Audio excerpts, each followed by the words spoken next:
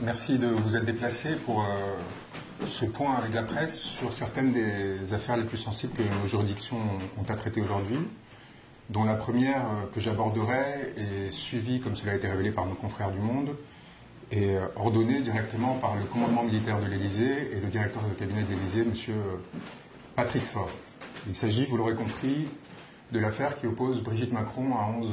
citoyens français, dont 10 ont fait l'objet de mesures de contrainte à sa demande, placés en garde à vue, arrêtés pour certains aux aurores, et poursuivis pour avoir commis 2 types de faits dont elle s'estime victime. Le premier, avoir ironisé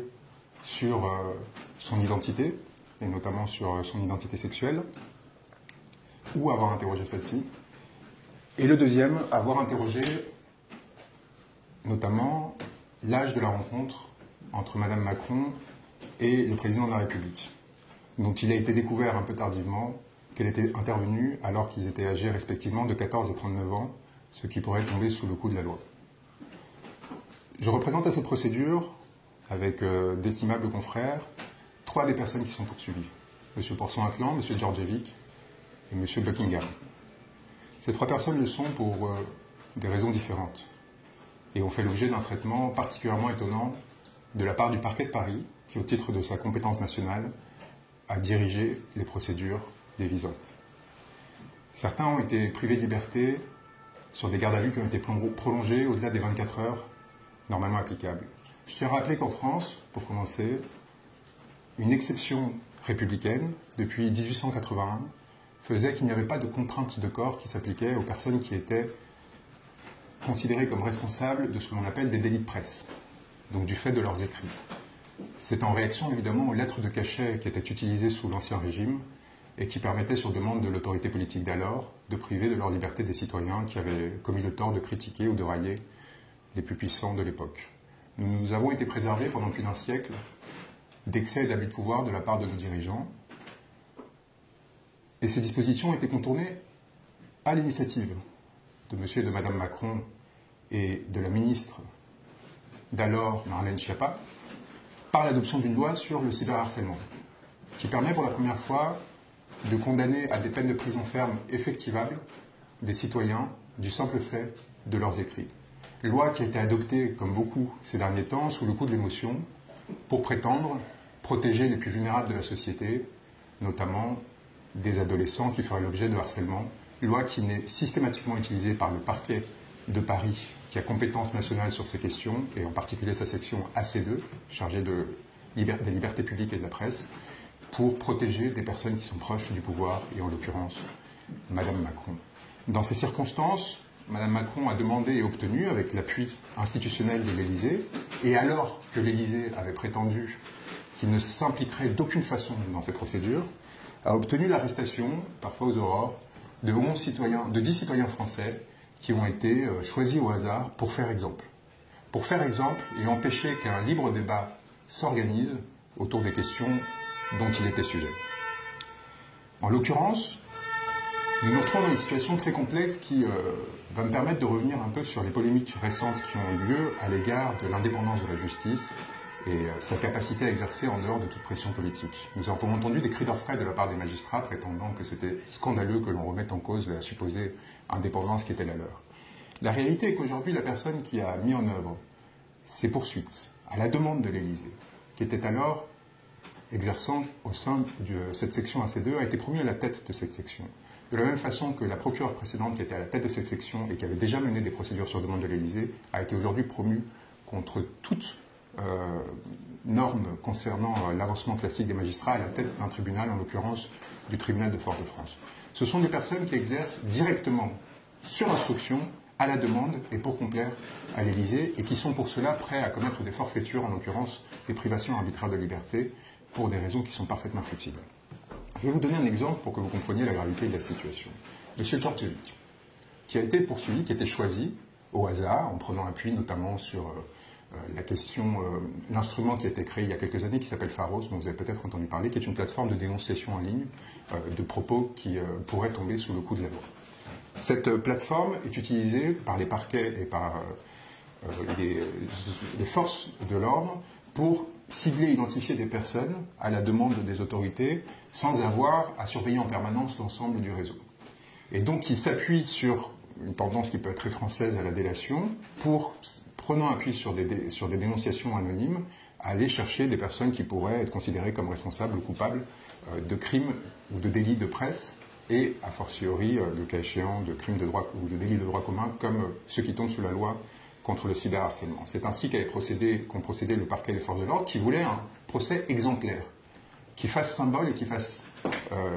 œuvre d'intimidation les 27 et 28 octobre prochains. M. Djordjevic, identifié de ce fait, pour avoir considéré que la relation entre M. et Mme Macron pouvait tomber sous le coup de la loi, ce qui est une question qui se pose sérieusement, a fait l'objet d'une tentative de placement en garde à vue, avec l'arrivée des policiers et des gendarmes à son domicile, sur demande du parquet de Paris. Lorsque ceux-ci ont découvert que M. Djordjevic était handicapé à plus de 80%, n'était pas sorti depuis des années de son domicile, ils en ont évidemment, naturellement, informé le parquet pour comprendre quelle était la suite à donner et en réalité, lorsque l'on lit le dossier, en sous-texte, indiquer qu'il serait bon que l'on abandonne les poursuites qui avaient été mises en œuvre à l'encontre de cet individu, quitte à en trouver un autre si le parquet de Paris souhaitait absolument se donner en spectacle. Eh bien, nous nous sommes retrouvés dans une situation où la parquetière en charge de cette procédure a quand même donné instruction d'entendre en audition libre, afin de le faire poursuivre, M. Djordjevic, qui sera donc jugé les 27 et 28 octobre, alors qu'il ne pourra pas se déplacer à son logement parce qu'il est handicapé à 80%, qu'il n'a pour seule ressource la location d'aide aux handicapés et qu'il n'a évidemment commis aucun crime ou délit. Ce sont des personnes sans casier judiciaire qui ont eu le tort de commenter une intimité que le couple Macron a mis en scène et a mis sur le devant de l'espace public et a transformé en arme politique au cours de l'ascension de M. Macron à partir de 2016 dans la presse people, avec l'aide de trafiquants d'informations comme Yves Marchand, multicondamné pénalement pour avoir agi de la sorte, avec l'aide d'oligarques propriétaires de médias comme Xavier Niel, propriétaire d'une grande partie des médias français, évidemment avec l'appui de Bernard Arnault, de personnes extraordinairement riches qui ont accepté de mettre à leur disposition les instruments qu'ils avaient au sein des médias français pour promouvoir une relation intime à l'initiative du couple Macron, notamment à travers des fausses paparazzades dans lesquelles étaient romancées les conditions de leur rencontre, dans lesquelles il était notamment prétendu qu'ils se seraient rencontrés alors que M. Macron est âgé de 16 ou 17 ans et Mme Macron de 34, 35 ans. De sorte qu'en ces circonstances, lorsqu'il a été découvert que ce n'était pas tout à fait ça, lorsqu'il a été découvert qu'en réalité il y avait eu mensonge, lorsqu'il a été découvert que Mme Macron avait un ascendant sur M. Macron, lorsqu'il a été découvert que M. Macron était mineur au sens de la loi sur la minorité sexuelle et non pas seulement mineur en termes de droits civiques, des citoyens ont commencé à s'interroger, non seulement sur le pourquoi du mensonge, mais pourquoi ce mensonge n'avait pas été traité par la presse. Et c'est ce qui a donné lieu à ces initiatives de la part de citoyens qui ont fait l'objet de poursuites dont je rappelle qu'elles ont été abandonnés et annulés par la Cour d'appel de Paris en diffamation, qui ont décidé d'eux-mêmes d'enquêter alors qu'ils n'en avaient pas forcément les moyens et la formation pour essayer de comprendre pourquoi il y avait eu ce mensonge. Et si l'on souhaite trouver l'origine de la rumeur sur l'identité sexuelle de Mme Macron et sur les différents épisodes qui ont accompagné depuis cette affaire, il faut la chercher dans ce mensonge original et non comme le fait l'Élysée aujourd'hui dans une sorte de fantasmatique propre des régimes paranoïaques et autoritaires, dans des supposées ingérences étrangères et dans la nécessité, en conséquence, de faire arrêter des citoyens lambda pour tenter d'arrêter la rumeur. L'explication qui, si Mme Brigitte Macron, comme elle l'a annoncé, se présentera à son procès le 27 et 28 octobre, devrait être donnée sur les circonstances de cette rencontre, parce qu'elle aura à s'expliquer publiquement, elle aura à répondre aux questions de la défense, parce qu'il y aura le devenir pénal et la liberté de citoyen qui sera en jeu. Et à ce moment-là, Mme Macron ne pourra pas se dérober. Cette question-là risque d'être particulièrement difficile à supporter pour le pouvoir en place, parce qu'encore une fois, c'est lui et lui seul qui a décidé de le mettre en scène et de le déployer dans l'espace public, et qu'en conséquence, il ne peut pas se prévaloir d'une supposée atteinte à l'intimité, d'une atteinte à la dignité, et a fortiori d'une atteinte à l'intimité de la vie privée, qui est un délit qui peut être sanctionné de ce fait. Dans ces circonstances-là, moi je demande solennellement à Mme Macron de renoncer à se présenter à ce procès, de renoncer, de donner la France en spectacle et de dégrader encore un peu plus, non seulement la fonction de son mari, mais également de façon générale la stature de notre pays à l'égard de l'international, qu'elle renonce à devoir se faire interroger sur des questions qui relèvent de son intimité, qu'elle n'aurait jamais dû mettre sur le devant de la scène et dans l'espace public, et qu'elle ne nous force pas à transformer ce procès en son procès. C'est une question qui m'apparaît fondamentale et sur laquelle, par ailleurs, j'accepterai de répondre à d'autres questions, y compris sur l'articulation qui a tenté d'être mise en place par le parquet de Paris, qui au départ avait pour théorie que tout cela serait la responsabilité d'un homme qui pourtant ne faisait que tenir un conte satirique, à savoir M. Pourson-Atlan, dit Zoé Sagan, et qui aujourd'hui se retrouve privé de sa garde à vue pour avoir fait de la satire, privé de sa liberté pendant 48 heures et désormais menacé de privation de liberté pendant 2 ans pour avoir fait de la satire sur des personnalités puissantes qui avaient d'elles-mêmes mis leur intimité dans l'espace public. Premier point qui m'apparaît important de traiter. La question de l'intervention du commandement militaire et de la direction de cabinet de l'Élysée dans cette affaire m'apparaît grave. Tout d'abord parce qu'elle démontre le mensonge de la part de l'Élysée lorsqu'il prétend